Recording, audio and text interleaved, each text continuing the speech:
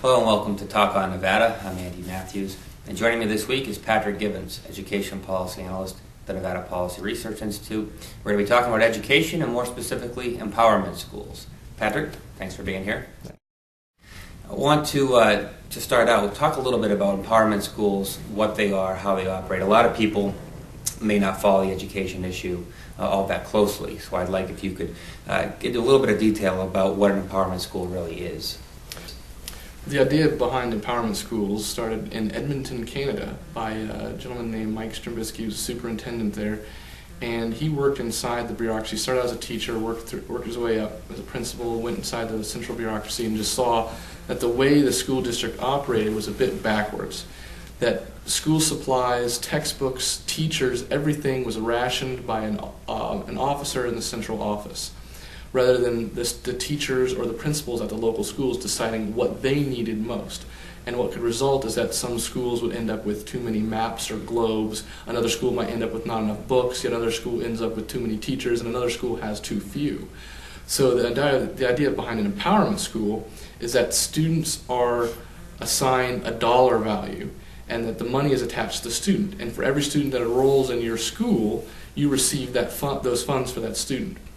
So your school is then empowered to spend those dollars that come in because of that student however way you see fit. So you can decide to get a new teacher or new textbooks or new computers, whatever is best to achieve the objectives of teaching that student. So basically it's like a traditional public school. The decision making is made more at the school level rather than in some central office. How widespread are these empowerment schools? How many are there? Where are they located? In Nevada, there are going to be 17 this school year in Clark County School District, and there's one in Douglas County. The law also requires Washoe County to have 5% of its public schools be empowerment schools, but to date it has none. How much control do the principals really have at these empowerment schools? Well, according to the spokespeople at the Clark County School District, they currently control about 65 to 70% of their budgets. State law is suggesting or requiring that the schools, empowerment schools, get to control 90% of the state and local funds that go to those schools. Now, an important question to ask, everybody probably wants to know, is in terms of measuring success, what has been the result of this attempt at this model? Well, in Canada, where the program started, it's so successful that not only does the teachers' union support the empowerment school model there, but they welcome private competition. In Edmonton, Canada, students can go to private schools with the state paying up to half of their tuition. So these public schools can compete head-to-head with essentially what are voucher schools.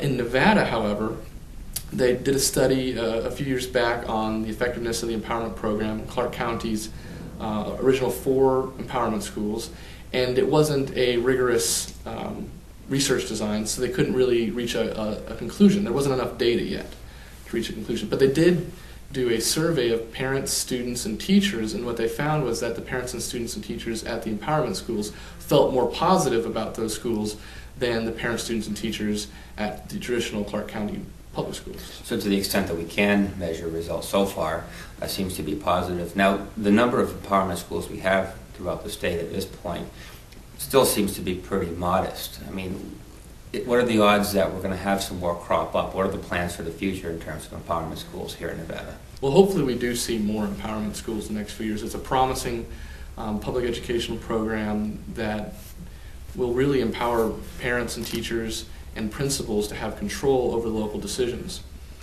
How much will the expansion be over the next few years? I don't know. Clark County is giving an honest effort to expand and improve on their program, we believe. Unfortunately, the statute requiring Clark County and Washoe County to have empowerment schools expires in 2011, and currently there's no seed money or incentive money to encourage any other school districts for creating these empowerment schools. Patrick, many of the defenders of the status quo, the traditional public school model, like to point to the fact that some of these alternative approaches don't work out. Some of them fail, whether it's a private school or a charter school. Can an empowerment school fail? Well, any school could fail. A public school, traditional public school, can fail. But what happens when they fail is nothing happens. The students continue enrolling in that school. In an empowerment school, they're held accountable for their student achievement. So if they don't achieve those results, the leadership team and the empowerment model, the philosophy of that school, will change. All right, Patrick, thanks very much. We're going to leave it right there. I want to thank all of you for joining us this week for Talk on Nevada. See us on the web, npri.org, for more information on this issue and other private solutions to public challenges facing our Silver State. Have a happy and safe 4th of July. We'll see you next time.